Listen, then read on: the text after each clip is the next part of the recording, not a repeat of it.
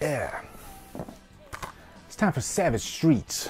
I feel like going out into the woods and dancing my rage out right now. Right fucking now. Did I just make a Footloose reference?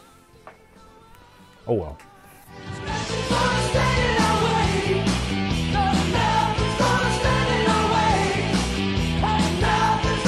Savage Streets stars Linda Blair, Robert Dreyer, and is directed by Danny Steinmann. What's up, guys? It's time for another Patreon requested review. This one's for Mark Warren. Thank God Mark Warren recommended Savage Streets. I watched this twice, actually, over the past couple of days. We got a lot to get into, but yeah. First off, I'm a massive Linda Blair fan. I grew up a big Linda Blair fan, had a big old crush on her in the 80s. And this is the first time I've ever seen Savage Streets, though. I know she did a lot of really cheesy B movies. This fits firmly in that category, but it's highly enjoyable. But first off, quick plot synopsis. Linda Blair and the gang, you know, Linda Blair plays Brenda, and she's got this group of friends. She's got this mute sister played by Linnea Quigley. Linnea Quigley's in this, guys. And so, you know, they're in the streets of LA, they're walking down the streets, and you got this gang of just complete douchebag guys. They're drug dealers. You know, this is the streets of LA, and these drug dealers, they're just out to have a good time. They want to pick up some chicks. And so, you know, they go and try to pick up Brenda and her gang. And it doesn't work out like they wanted. And so they run over Heather, the mute, played by Linnea Quigley, with their car. Can you believe that they run over her with their car? And then Brenda, you know, she's a badass. She's not having it. So this movie's weird because it starts off playful like that, but then it gets pretty damn serious, actually. So damn serious that Heather ends up getting raped by the gang, by the entire gang. And so from this point on, Brenda takes matters into her own hands. She wants to get revenge, and she does. And the last act of this movie, it's just her against the entire gang, which I thought was pretty damn awesome. Because, you know, watching this along the way, you're thinking that it's going to be like the entire girl gang against the guys. But no. By the way, guys, this will be a spoiler review, too, because this movie came out in like 1984. So I'm going to be talking spoilers. And there's just a lot of fun stuff to talk about in this movie. Hey, Fargo, what you doing, man? Where's the pussy, huh? Now it's your turn with the pussy. No. Now, this release is from Ronin Flicks. Big shout out to Stephen Arthur because he's the one that told me about Ronin Flicks. I picked up a House on Sorority Row, actually. They put out a Ronin Flicks that's already out of print. This one is probably going to be out of print pretty soon, so if you want it, you better go get it. I'm not getting paid by Ronin Flicks, by the way. I just love what they do. You know, with the clear cases and all that. And then there's the original cover, the theatrical cover, I guess. And then the special, kind of like what Scream Factory does. And then there's a bunch of interviews on here too, which is really cool. But, you know, they take these old movies that probably would never see the light of day. As a matter of fact, this movie, before this release, was pretty damn hard to find, actually. And there's an out-of-print release that's unrated. And I don't believe that's on here. In the unrated cut, it's got more violence in it. I believe the rape scene is actually even longer. And so I'm fine with this version. I don't really need an extra long rape scene. This pretty much gets the job done, though. Maria, what does getting hit mean?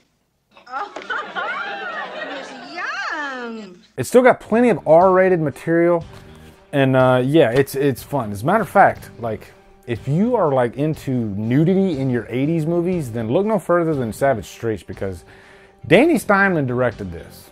And Danny Steinmann also directed Friday Part 5, which is one of the movies that has the most nudity out of the whole franchise. He's just an excessive type of director. He even has a history in porn.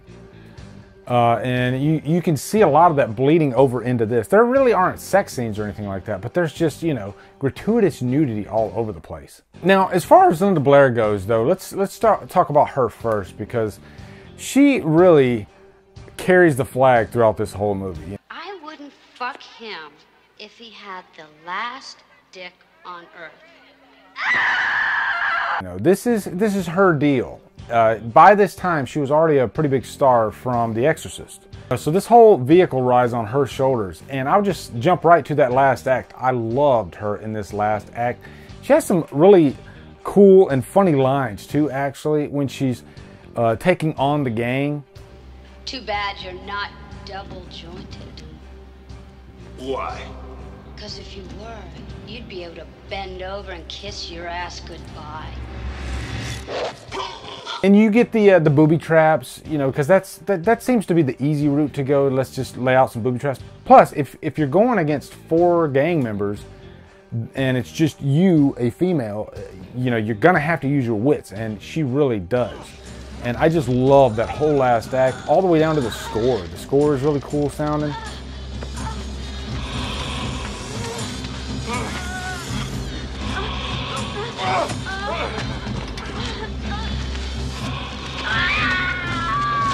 But it's just a lot of fun.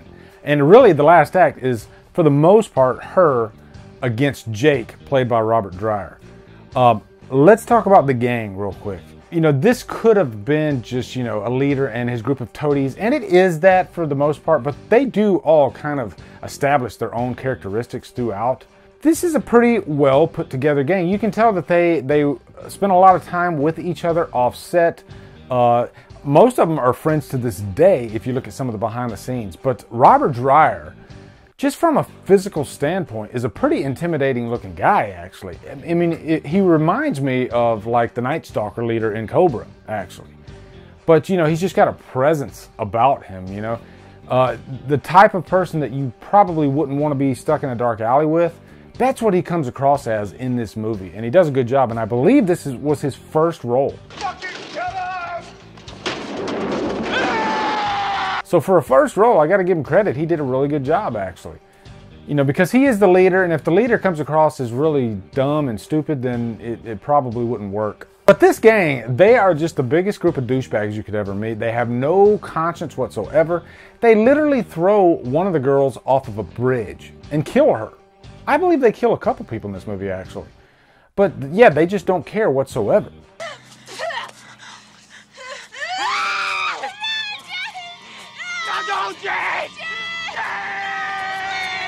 God damn it, do it!